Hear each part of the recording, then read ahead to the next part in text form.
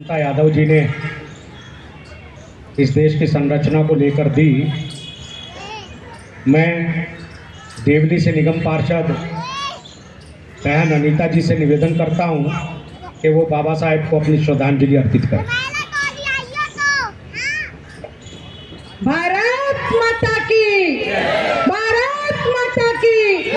भीमराव अंबेडकर, भीमराव अंबेडकर जी।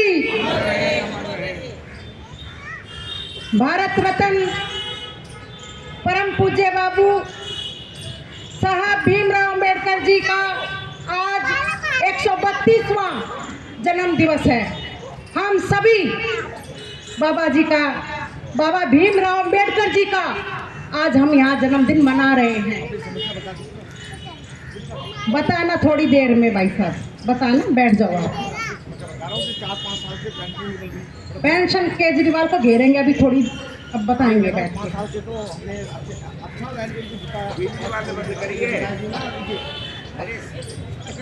इस प्रोग्राम की अध्यक्षता श्रीमान बाबूजी, मुख्य अतिथि महेश चंद शर्मा जी और अतिथि में नंद किशोर जी, ममता यादव जी जो कानपुर से निगम पार्षद है, और संगम बिहार से भाई चंदन चौधरी मेरे सहयोगी, मेरे साथ पार्षद है, और मेरी बहन रेखा साकला जी मेरे साथ पिछली बार मेरे साथ पार्षद थी, मेरी पूरी सहयोगी थी और मेरे साथ सदन में कंधे से कंधा मिलाकर आवाज उठाती थी।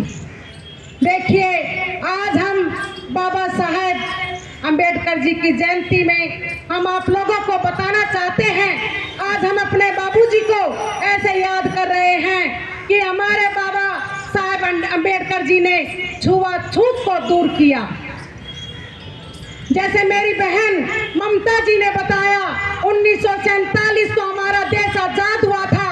उसके तुरंत बाद उन्होंने एक संविधान में एक ऐसी लकीर खींच दी कि बहन और भाई दोनों समान रूप से अपना काम कर सकते हैं। महिलाएं अपने घरों से बाहर नहीं जाती थी, लेकिन हमारे पूजनीय बाबा साहब अंबेडकर जी ने अपने संविधान में लिखा कि महिलाएं भी बराबर का अधिकार पाएंगी। हम महिलाओं को घरों से बाहर नहीं निकाला जाता था, लेकिन एक ऐसे शख्स हमारे बीच में आए, बाबा साहेब अंबेडकर जी, जो कि हमें बेड़ियों में, हमें घरों में डाल दिया गया था। महिलाओं को हमारे बाबा साहेब अंबेडकर जी की जितनी मैं प्रशंसा करूं उतनी थोड़ी है। अगर आज मैं आपके बीच में, मेरी बहन ममता जी आपके बीच में, रेखा बहन आपके बीच में है, वो सिर्फ बाबा साहेब अंबेडकर जी के, जो उन्होंने संविधान में जो लिखा था, वो हमारे पूरे देश में महिलाओं को 50-50 का अधिकार दिया गया। मानते हो कि नहीं मानते हो?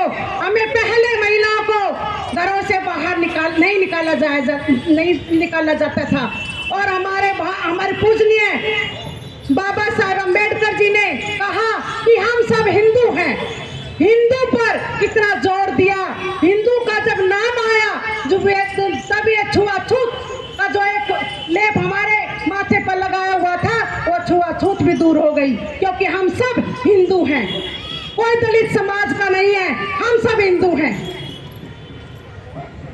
देखिए, जब हम चुनाव में आते हैं आप लोगों के बीच में, हम हाथ जोड़ते हैं, पैरों में पड़ते हैं कि हमें वोट दीजिए। हमारा भी हक है कि हम आपकी हर समस्या को सुने। मैं भी दोबारा आपके बीच में चुनकर आई हूँ। आप लोगों ने भरपूर मात्रा में भारतीय जनता पार्टी के हाथ मजबूत करे हैं, लेकिन कुछ कारणों से कहीं हम वंचित रह गए हैं। लेकिन आज बाबा साहेब अंबेडकर की जयंती पर हमने प्रण लेना होगा कि हम सच्चे इंसान के साथ चलेंगे। किसी 49 दिनों की सरकार जिसने बनाई, हम उनके साथ नहीं चलेंगे। हम एक ऐसे सच्चे इंसान के साथ चलेंगे जो हमारे बच्चों का, हमारे बच्चों का फ्यूचर देख रही हैं, जो कि हम बढ़ चढ़कर अपनी जनता की सेवा कर रहे हैं। हमारे बाबा साहब अम्बेडकर जी ने एक ही नारा दिया था, शिक्षित बनो, संगठित रहो, संघर्ष करो। संघर्ष करेंगे, हम संघर्ष करेंगे तो आगे पहुंचेंगे। शिक्षित करेंगे, हमारे बच्चे आज IPS भी बन सकते हैं। आपके बच्चे आज जज, मजिस्ट्रेट अब क्या नहीं बन सकते, वो हमारे हाथों में है। हम अपने बाबा साहब अम्बेडकर जी की कदमों पर चल रहे हैं। हमने छुआछूत को दूर कर दिया। हम सबको अपने गले मिलाते हैं, हम सबको अपने गले मिलाकर ही बात करते हैं। आपने देखा होगा भारतीय जनता पार्टी एक ऐसी पार्टी है जो बाबा साहब का जन्मदिन भी मनाती है। मैं अंत में यही कहूँगी कि आप लोगों ने ये कार्यक्रम हमारे बड़े भाई छत्रपाल जी ने अपनी अध्यक्षता में, भाई जी ने एक इतनी अच्छी बात कही कि हमने एकजुट होकर रहना होगा। एकजुट अगर हम रहेंगे तो हम कहीं पर भी मार नहीं खाएंगे। मेरे भाई छत्रपाल जी पूर्व में जिला अध्यक्ष भी रहे हैं, 2 बारी चुनाव भी लड़े हैं। भाई लड़े हो ना, 2 बार चुनाव भी लड़े हैं भाई, और जिले के अध्यक्ष भी रहे हैं भाई, लड़े हैं ना। तो भाई का पूरा सहयोग रहता है हमारे बीच में। तो मैं अंत में यही कहूँगी, हम सब ने एकजुट होकर अपना बाबा साहेब की जन्म दिवस मनाते रहेंगे। धन्यवाद। जय हिंद, जय भारत। बाबा साहेब, बाबा साहेब, बाबा साहेब। धन्यवाद। अनीता सिंघल जी ने बाबा साहब डॉक्टर भीमराव अंबेडकर जी के जीवन का एक महत्वपूर्ण पक्ष जो हम सबके सम्मुख रखा कि अपने देश में संविधान लागू होने से पूर्व जो महिलाओं की स्थिति सामाजिक दृष्टि से रही, तो ये ऐसा नहीं है कि ये केवल उसी कालखंड में रही। उससे पहले महिलाओं की स्थिति हम सब इस देश के अंदर आदिशक्ति के रूप में सम्मान करते रहे। ये देश केवल महिला के रूप में नहीं देखता, इस देश ने आदिशक्ति के रूप में हजारों वर्षों से आदिशक्ति की आराधना की परंपरा है। लेकिन जब जब हम संपर्क में आए, कुछ बाहर के लोगों के संपर्क में आए, उसके पश्चात भारत की सामाजिक स्थिति में कुछ बदलाव निश्चित रूप से हुआ। लेकिन बाबा साहब डॉक्टर भीमराव अंबेडकर ने देश स्वतंत्र होने के पूर्व जो संविधान निर्माण का दायित्व, उत्तरदायित्व उनके कंधों पर आया और जिन परिस्थितियों में उन्होंने भारत के संविधान का निर्माण करा, ऐसा बड़ा लंबा एक विषय है।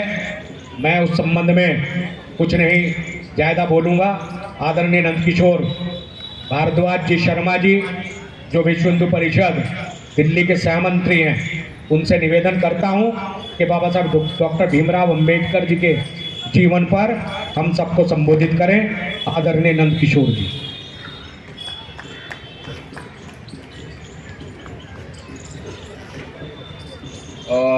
पूज्य बाबा साहब अम्बेडकर जी के जन्म जयंती पर उनके युगल चरणों में प्रणाम करते हुए मंचस्थ आदरणीय महेश शर्मा जी, आज के कार्यक्रम की अध्यक्षता कर रहे हमारे माननीय संघचालक बाबू सिंह जी, मेरी तीनों बहन रेखा, अनीता जी और ममता जी, और मेरा छोटा भाई चंदन चौधरी जी, और ये सब पर मेरा इतना अधिकार है कि इन सब के बीच में मैंने बड़े लंबे अरसे से काम किया है। 40-42 साल इस क्षेत्र में मुझे हो गए, और सारे परिवारों में छत्रवत संबंध हैं। श्रीमान छत्रपाल जी के प्रयासों से ये कार्यक्रम 15-16 शायद 2016 से कर रहे हैं ना, हाँ 12 से कर रहे हैं। और महामारी जो कोविड के दौरान वो कार्यक्रम हम नहीं कर सके। डॉक्टर अंबेडकर के जन्म दिवस पर हमें और सामने मेरी उपस्थित माताएं बहनें बड़ी संख्या में यहाँ पधारी हैं, उनका भी आभार साधुवाद। डॉक्टर अंबेडकर जी के जन्म दिवस पर उनको स्मरण करना आवश्यक है, साथ साथ उनके विचारों को भी हम कहीं न कहीं स्मरण करें ताकि हमारे जीवन में उनकी पुनरावृत्ति हो। डॉक्टर अंबेडकर को सच्चे अर्थों में किसी ने समझा नहीं। जिसको जैसा सूट करता था, जैसा जिसको उपयोगी लगता था, वैसी उसने व्याख्या कर दी। प्रारंभ में कार्यक्रम प्रारंभ नहीं हुआ था तो वह छत्रपाल जी प्रारंभ में कह रहे थे, मायावती को जो अच्छा लगा वो उन्होंने वैसा वर्णन कर दिया, किसी और को जैसा अच्छा लगा वैसा वर्णन कर दिया। जो वास्तविक अंबेडकर जी थे वो किसी ने आने नहीं दिया। और अब प्रारंभ में जिक्र किया गूगल का, सारा साहित्य उनका है। और अंबेडकर जी को यदि ठीक से हमने समझना है तो प्यारेलाल भवन में जाएं, उनके द्वारा लिखित साहित्य और उन पर लिखा हुआ साहित्य सारा उपलब्ध है। कहीं भी अंबेडकर ने ये नहीं कहा कि मैं हिंदू नहीं हूँ, हिंदू के प्रति मेरे मन में कोई वैमनस्य है। यहाँ तक कि जब उन्होंने एक घोषणा की कि मैं हिंदू नहीं रहूं, जन्मा हूँ हिंदू, मरूंगा नहीं, तब भिन्न प्रकार के मतावलंबी उनके पास आए। सबको उन्होंने एक ही उत्तर दिया और कहा कि मैं उस धर्म को, उस पूजा पद्धति को अपनाऊंगा जहां गौ, गीता, गायत्री, भारत माता मेरे लिए सदैव पूज्या रहेगी। ऐसे थे बाबा साहब भीमराव अंबेडकर। देखिए अनुयायी क्या बताते, एक प्रारंभ में छत्रपाल जी जिक्र कर रहे थे कि कितना अंतर है। जो बात करते हैं ना जय भीम और जय मीम की, कितना अंतर है। योगेंद्रनाथ मंडल इनके समकक्ष व्यक्तित्व थे और वो पाकिस्तान गए, वहाँ के विधि मंत्री भी बने, लेकिन 6 महीने बाद उनकी क्या दशा हुई। पूरा जीवन गुमशुदगी में उनका गुजरा। बाबा साहब का आज एक बात और मैं अंत में कह करके, कुछ महापुरुषों को जो सत्ता साथ भारी दल रहे, उन्होंने केवल उपभोग की वस्तु रहा समझा। उनमें भीमराव अंबेडकर भी एक है। चाहे गांधी हो चाहे पटेल हो, इस वर्तमान सरकार ने उसको भारत रत्न भीमराव को बहुत पहले मिल जाना चाहिए था, नहीं मिला। कब मिला आप सबको पता है। गांधी जी के जो विचार को ढो रहे हैं, उनका नाम इस्तेमाल कर रहे हैं, कभी गांधी के विचार पर नहीं चले। गांधी जी अहिंसा के पुजारी थे, शराब नहीं चाहिए, ये नहीं होना चाहिए। उन्होंने कोई बात मानी क्या उनकी? कभी नहीं मानी। तो बहुत सारी बातें तो मेरे से पहले छत्रपाल जी ने आप सबके सामने रखी हैं, उन्हीं बात को दोहराने का कोई अर्थ नहीं है। और हम सब के वरिष्ठ महेश शर्मा जी भाई साहब हमारे मध्य में हैं, उनके पवित्र विचार, उनका अनुभव, अनेकों प्रकार के दायित्वों पर वो रहे हैं। पर प्रदेश हरियाणा, राजस्थान भारतीय जनता पार्टी के आप अध्यक्ष भी रहे हैं, आप राज्यसभा के सदस्य भी रहे, और हमारे प्रेरणा स्रोत पंडित दीनदयाल उपाध्याय के विचारों पर आधारित हमारे दीनदयाल सोच संस्थान एक उपक्रम है, आप उसके महासचिव भी हैं, तो वो बताएंगे। और समय भी बहुत अधिक हो गया है, मैं बहुत सारा इस पर कहा जा सकता है, इतना सारा विस्तृत विषय है। तो इतनी सी बात कह करके मैं अपनी बात पूरी करता हूँ।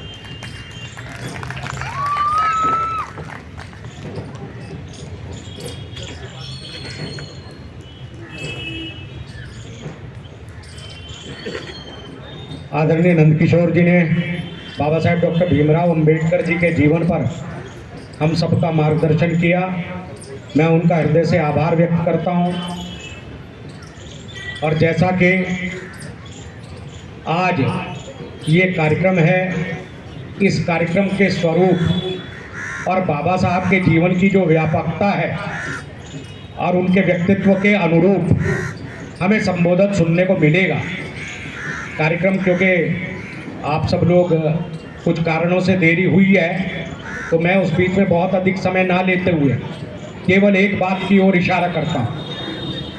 बाबा साहब डॉक्टर भीमराव अंबेडकर पूरे जीवन जातिवाद के विरुद्ध संघर्ष करते रहे, तो उनके अनुयायियों को जातियों को पकड़कर नहीं बैठना चाहिए, अर्थात उन्हें जातिवाद में नहीं खोना चाहिए।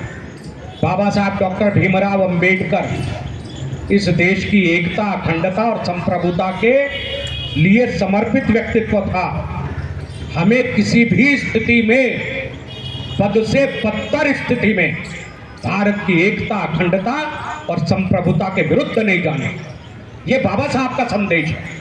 और वो अपने जीवन में नहीं गए, ऐसा उनके व्यक्तित्व से हमें समझ आता है। डॉक्टर जोगेंद्रनाथ मंडल वाला जो एक प्रसंग उनके जीवन का है, बड़ा महत्वपूर्ण प्रसंग है और भारत के अनुसूचित जाति समाज के लिए वो एक प्रेरणा है कि हमें किस स्तर तक जाकर सोचना चाहिए। कितना भी अत्याचार भारत की सामाजिक व्यवस्था के कारण उस समय बाबा साहब के साथ हुआ, परंतु उन्होंने किसी भी स्थिति में पाकिस्तान को स्वीकार नहीं, किसी भी स्थिति। जोगेंद्रनाथ मंडल को समझाया, लेकिन वो नहीं माने तो जोगेंद्रनाथ मंडल जी को उसका परिणाम भुगतना पड़ा। तो मित्रों, बाबा साहब के जीवन का जो अनुपम देन है कि वो केवल और केवल इस देश के लिए जिए और इस देश के लिए मरे। तो ऐसे बाबा साहब भीमराव अंबेडकर के व्यक्तित्व को लेकर अब हम सब लोगों को जिनका मार्गदर्शन प्राप्त होना है, आदरणीय डॉक्टर महेश चंद्र शर्मा जी, आप सामाजिक चिंतक हैं और मैं भारतीय सही अर्थों में इस बाबा साहब के जिस विचार को आज मैं ग्रहण करके बैठा हूँ, उसकी प्रेरणा अगर कहीं से मुझे मिली है, मेरे जीवन के व्यक्तित्व में जो परिवर्तन है, मैं भी भारत के उसी ये जो वर्ग है जिसको अनुसूचित जाति वर्ग कहते हैं, उस वर्ग का मैं भी वही सदस्य हूँ। लेकिन मेरे जीवन में जो आमूलचूल परिवर्तन आया, तो जिन महानुभाव के संसर्ग के कारण आया, जिनके सानिध्य में, जिनके आशीर्वाद में, अभिभावकत्व में मैंने रहते हुए जो सीखा है, ऐसे आदरणीय महेश चंद्र शर्मा जी, दीनदयाल शोध संस्थान के आप पूर्व महामंत्री हैं और एकात्म मानव दर्शन अनुसंधान एवं विकास प्रतिष्ठान के आप अध्यक्ष हैं, पूर्व राज्यसभा सांसद हैं, भारतीय जनता पार्टी राजस्थान के पूर्व अध्यक्ष हैं आप। मैं हृदय से आपसे आभार व्यक्त करते हुए निवेदन करता हूं कि बाबा साहब डॉक्टर भीमराव अंबेडकर जी के जीवन पर हम सबका मार्गदर्शन करें।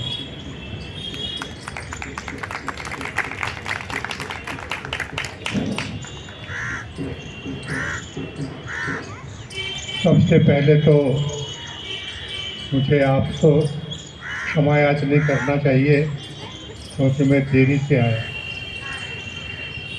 और मुझे मेरे आने तक कार्यक्रम शुरू भी नहीं हुआ, तो मुझे अच्छा तो नहीं लगा। और जो भी स्थिति थी, आपने इतना इंतज़ार किया, मैं आप सबका आभारी हूँ। मैं आभारी हूँ छत्रपाल जी का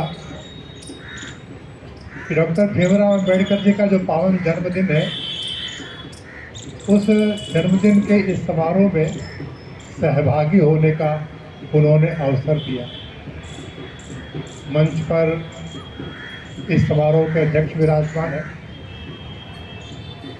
इस क्षेत्र के जननेता उपस्थित है, सामाजिक कार्यकर्ता उपस्थित है और मेरे सामने यहाँ का संपूर्ण समाज उपस्थित है। मैं आप सबका अभिनंदन करता हूँ। डॉक्टर भीमराव अंबेडकर भारत की महान परंपरा को व्यक्त करने वाले महापुरुष हैं। वे भारत के महापुरुष हैं। और जिस युग में उन्होंने अपनी भूमिका अदा की, उस युग में उन जैसा व्यक्ति कैसे थे वो? औपचारिक रूप से तो संविधान सभा में वो सबसे ज़्यादा शिक्षित थे।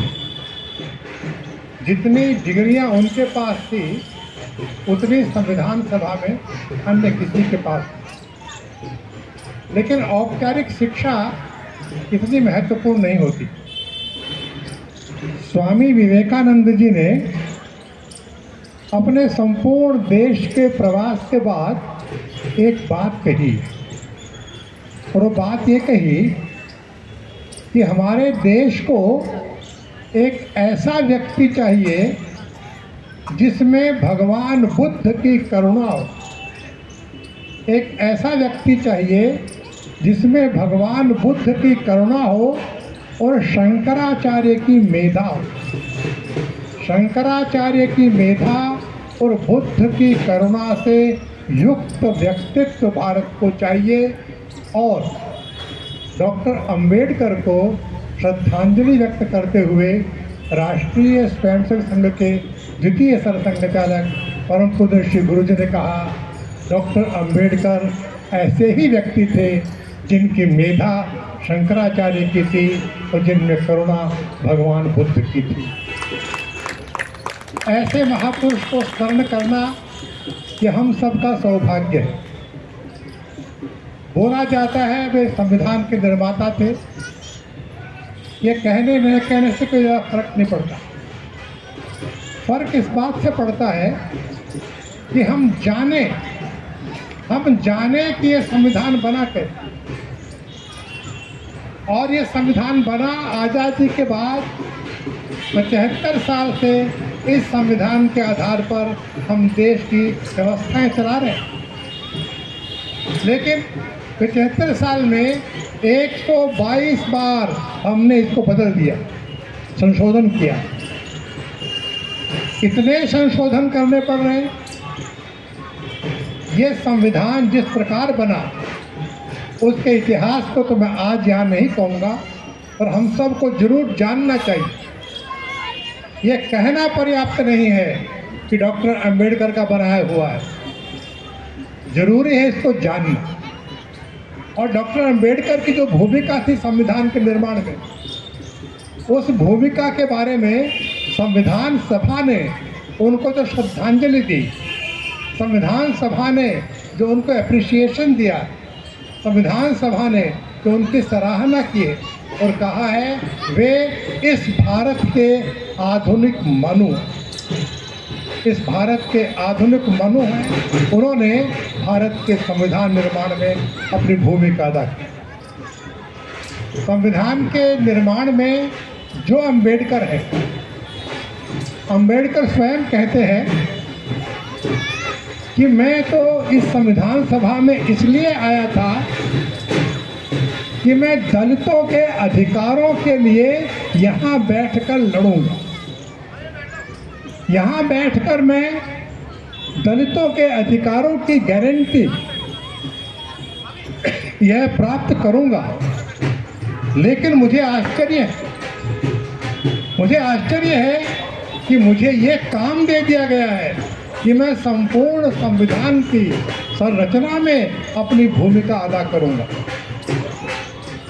क्या फर्क पड़ा बात में फर्क ये पड़ा कि जब वो आए थे तब उनके मन में समग्र भारत की बात नहीं थी, दलित की बात थी। पर जब उनको ये दायित्व मिला तो दायित्व मिलने के बाद जो उन्होंने भूमिका अदा की, वह भूमिका समग्र भारत के नेतृत्व की भूमिका, वह संपूर्ण समाज के नेतृत्व की भूमिका। और इसलिए मेरा आप सबसे निवेदन है, पूरा संविधान पढ़ना मुश्किल होता है, पूरा संविधान शायद आप न पढ़ पाएँ, संविधान सभा की बहस भी न पढ़ पाएँ, पर एक बात मेरे कहने से खोज कर पढ़िए। और वो बात यह है कि संविधान सभा ने जब संविधान पारित कर दिया जब संविधान पारित कर दिया, उसके बाद जो सब नेताओं के भाषण हुए, उसमें डॉक्टर भीमराव अंबेडकर का कालजयी भाषण है, उसे जरूर पढ़िए। क्या कहते हैं अंबेडकर? जो हमारे संविधान की प्रस्तावना है, हमारे संविधान की प्रस्तावना कैसे लिखी गई कि एक कहानी है, वो मैं नहीं कहता, पर भीमराव अंबेडकर जी ने ही उसको फाइनलाइज किया। उसमें चार बातें हैं: स्वतंत्रता, समानता, न्याय और बंधुता। स्वतंत्रता, समानता, न्याय और बंधुता, इन चारों बातों का क्या मतलब है? इन चारों बातों का क्या अर्थ है? इन बातों का अर्थ समझे बिना इस संविधान से हम न्याय नहीं करते। इसका उन्होंने गहरा विवेचन। आपको मालूम है, ये तीन शब्द है, स्वतंत्रता, समानता और बंधुता। यह जो यूरोप में फ्रेंच रेवोल्यूशन हुआ, उससे आए। वो लिबर्टी है, इक्वालिटी है, फ्रेटर्निटी है।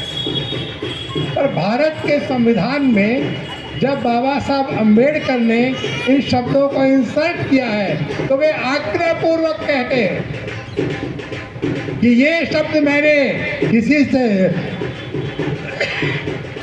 किसी से उधार नहीं ली, ये भारत की परंपरा की।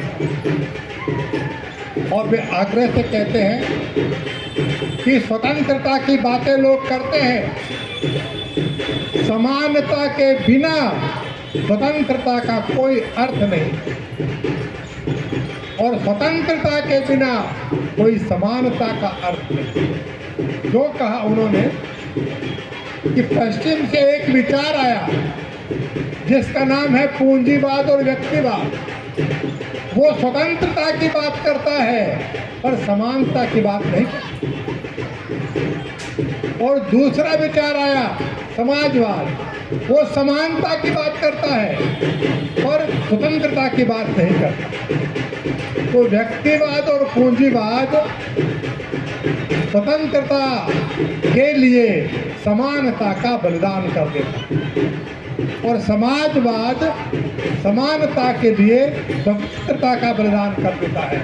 डॉक्टर भीमराव अंबेडकर कहते हैं, बिना स्वतंत्रता समानता नहीं होती, और बिना समानता स्वतंत्रता नहीं होती। और ये दोनों तब तक नहीं होती जब तक समाज में बंधुता नहीं। और इसलिए वो कहते हैं कि हम सब मिलकर इस बात की कोशिश करें कि भारत माता के संतानों की बंधुता ये दृढ़ होनी चाहिए, पक्की होनी चाहिए। और यदि ये होगी तो फिर हम न्यायकारी व्यवहार करें। न्यायकारी व्यवहार के लिए बंधुता जरूरी है। अंबेडकर जी का वह वक्तव्य जब आप पढ़ेंगे तो वो कहते हैं मुझे डर लगता है। क्या डर लगता है? बोले ये आज़ादी आई है, पर आज़ाद हम पहले भी थे। आज़ाद हम पहले भी थे तो गुलाम कैसे हो गए? और अब आज़ाद हुए हैं तो फिर गुलाम कैसे नहीं हो जाएंगे? हम फिर गुलाम हो सकते हैं। ये बात कहते हुए कि भारत के इतिहास का वर्णन करते, आप पढ़िए उस वक्तव्य को, उस भाषण को। वो कहते हैं कि जब मोहम्मद बिन कासिम ने आक्रमण किया तो उसके सेनापति ने घूस लेकर शत्रु से हाथ मिला लिया। वो कहते हैं जब मोहम्मद गौरी ने आक्रमण किया तो पृथ्वीराज के खिलाफ जयचंद ने उसका सहयोग किया। वो कहते हैं कि जब महाराणा प्रताप मुगलों से लड़ रहे थे तो सारे राजपूत मुगलों के नायक बने हुए थे, वो कहते हैं कि छत्रपति शिवाजी महाराज हिंदुओं की मुक्ति के लड़ रहे थे। ये शब्द उनका है। छत्रपति शिवाजी महाराज हिंदुओं की मुक्ति के लिए लड़ रहे थे, तो उन्होंने कहा मराठा और राजपूत राजा वो शत्रु के साथ मिले हुए थे। उन्होंने कहा 1857 में जब देश उठ खड़ा हुआ तो हमारा पंजाब, हमारा सिख समाज वो से अलग कटा हुआ था। यदि भारत के इतिहास की यह जो परंपरा है, जो परंपरा भारत के हितों को दोयम दर्जे पर ला देती है और व्यक्तिगत, जातिगत, क्षेत्रगत स्वार्थों को ऊपर ले देती है, तो फिर हो सकता है कि जैसे पहले हमने आज़ादी खो दी, हम फिर आज़ादी खो सकते। उनका वह भाषण राष्ट्र नायक का भाषण, उनका वह वक्तव्य भारत माता के पुत्र का वक्तव्य।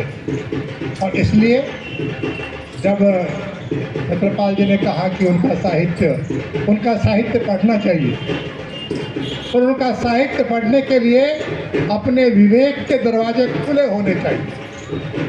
क्यों कह रहा हूँ मैं ये बात मैं इसलिए कह रहा हूँ कि हर महापुरुष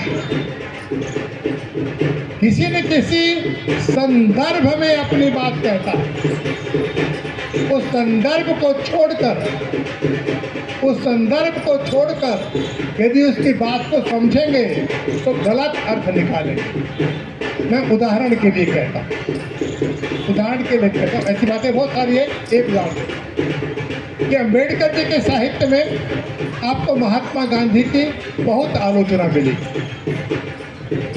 गांधी जी के बारे में कटु शब्द भी मिलेंगे। तो क्या गांधी और अम्बेडकर दुश्मन है? दुश्मन नहीं, एक ही लक्ष्य को प्राप्त करने के लिए चलने वाले दो महापुरुष हैं।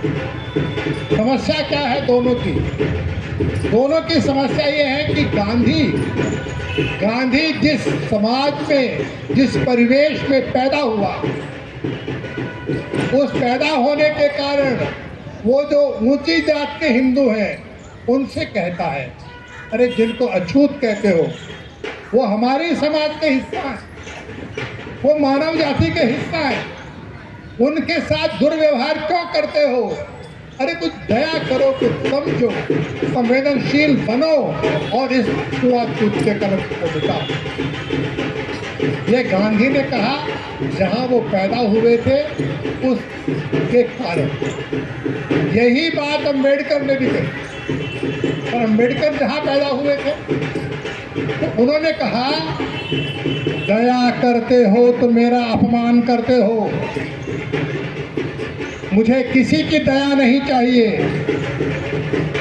मैं इस धरती पर मानव के नाते उत्पन्न हुआ हूँ, मुझको अपने मानवाधिकार चाहिए और वो नहीं दोगे तो लड़ के रहो।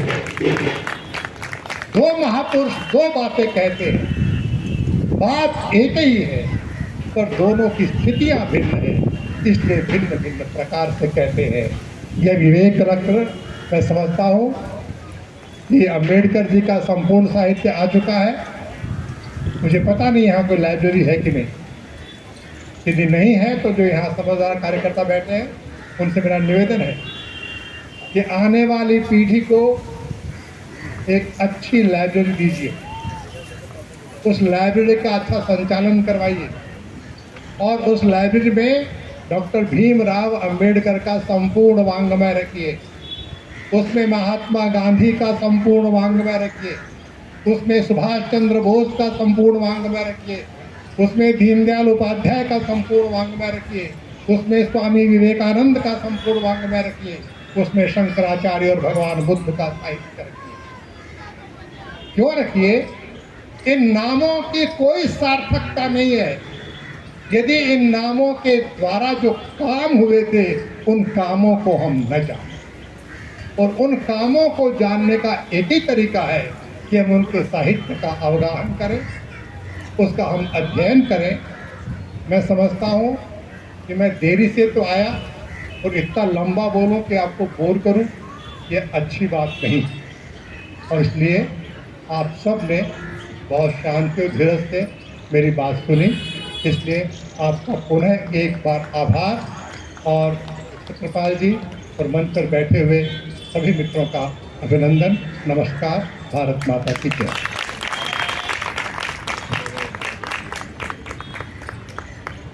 जैसा मैंने आपसे कहा था कार्यक्रम के